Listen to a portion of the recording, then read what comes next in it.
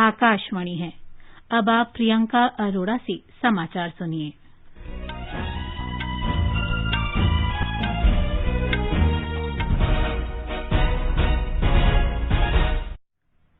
कई राज्यों में कोरोना लॉकडाउन में राहत दी जा रही है। ऐसे में आपसे अपील है कि कोविड महामारी के प्रति कोई भी लापरवाही न बरते।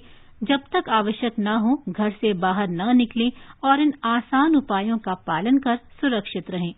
मास्क लगाएं, 2 गज की सुरक्षित दूरी बनाए रखें, बार बार हाथ धोएं, चेहरा साफ रखें और टीका जरूर लगवाएं। कोविड से संबंधित जानकारी और मार्गदर्शन के लिए राष्ट्रीय हेल्पलाइन काम कर रही हैं। इनके नंबर हैं 011-2397-8046 और 1075। और अब समाचार। प्रधानमंत्री नरेंद्र मोदी ने कहा है कि सरकार हर व्यक्ति को मुफ्त कोविड टीका उपलब्ध कराने के लिए प्रतिबद्ध है।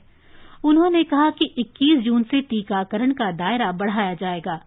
कोविड का मुकाबला करने में तैनात अग्रिम पंक्ति के कर्मियों के लिए कल विशेष प्रशिक्षण कार्यक्रम की शुरुआत करते हुए श्री मोदी ने कहा कि महामारी की वजह से देश में चिकित्सा के बुनियादी ढांचे को सुदृढ़ बनाने में मदद मिली है।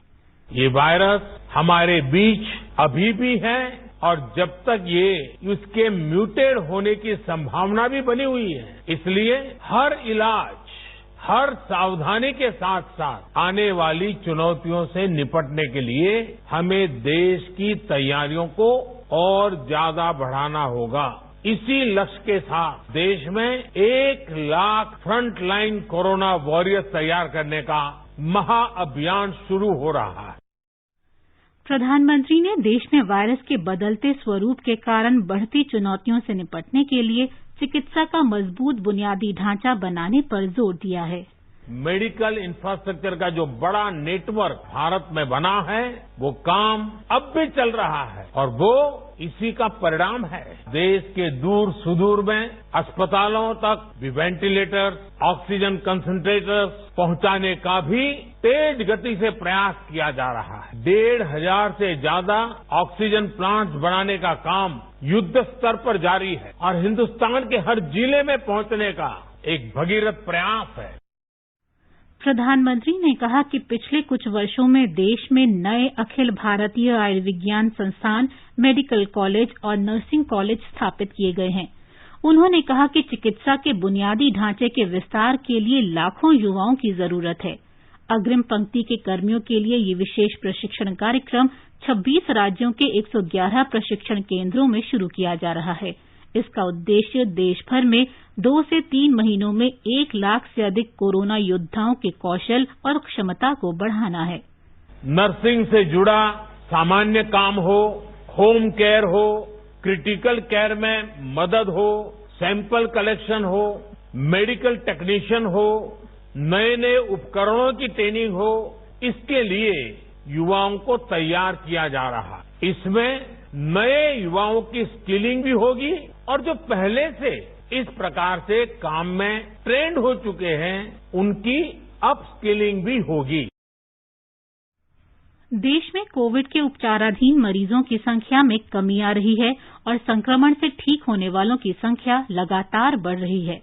स्वास्थ्य मंत्रालय में संयुक्त सचिव लव अग्रवाल ने कल नई दिल्ली में बताया कि 7 मई को एक दिन में कोविड के करीब 4,14,000 नए मरीज सामने आए थे, लेकिन इसके बाद से इनमें लगातार कमी आ रही है।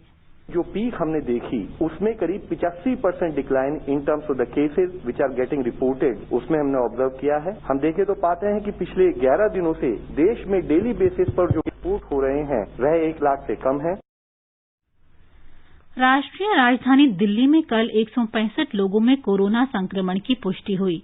कल 260 लोग संक्रमण मुक्त हुए और 14 लोगों की मृत्यु हुई।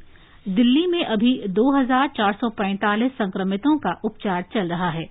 राजधानी में कल 90,000 से ज्यादा लोगों को कोविड टीका लगाया गया। अब तक 63,46,000 से ज्यादा लोगों को कोविड रोधी टीका लगाया जा चुका है। ये समाचार आकाशवाणी से प्रसारित किए जा रहे हैं। कोविड महामारी के दौरान लोगों की सुविधा के लिए बनाई गई राष्ट्रीय स्तर पर कई हेल्पलाइन काम कर रही हैं। सूचना और प्रसारण मंत्रालय इस बारे में लोगों में जागरूकता बढ़ा रहा है। हेल्पलाइन नंबर इस प्रकार से हैं। कोविड संबंधी सवालों के जवाब देने के लिए स्वास्थ्य और परिवार कल्याण मंत्रालय की हेल्पलाइन है 1075। महिला और बाल विकास मंत्रालय की चाइल्ड हेल्पलाइन है 1098। वरिष्ठ नागरिकों के लिए सामाजिक न्याय और अधिकारिता मंत्रालय का हेल्पलाइन नंबर है 14567। मनोवैज्ञानिक सहायता के लिए राष्ट्रीय मानसिक स्वास्थ्य और तंत्रिका विज्ञान संस्थान निमहांस का नंबर है 080461100007। आयुष कोविड परामर्श हेल्पलाइन नंबर है 14443 और माई गव व्हाट्सएप हेल्प डेस्क नंबर है 9013151515। फ्लाइंग सिख के नाम से विख्यात महान भारतीय धावक मिल्खा सिंह का कल रात निधन हो गया। वे 91 वर्ष के थे और पिछले 1 महीने से कोविड संक्रमण से ग्रस्त थे। मोहाली के फोर्टिस अस्पताल में उपचार के बाद उन्हें इस महीने की 3 तारीख को चंडीगढ़ के चिकित्सा शिक्षा और अनुसंधान संस्थान अस्पताल में भर्ती कराया गया था। पद्मश्री से अलंकृत मिल्खा सिंह की पत्नी का भी अभी हाल में कोरोना से निधन हो गया था।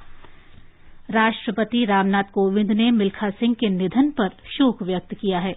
एक ट्वीट में राष्ट्रपति ने कहा कि मिल्खा सिंह के जाने से वे काफी आहत हैं। उन्होंने कहा कि मिल्खा सिंह का संघर्ष और संकल्प भारतीयों के लिए प्रेरणा स्रोत बना रहेगा।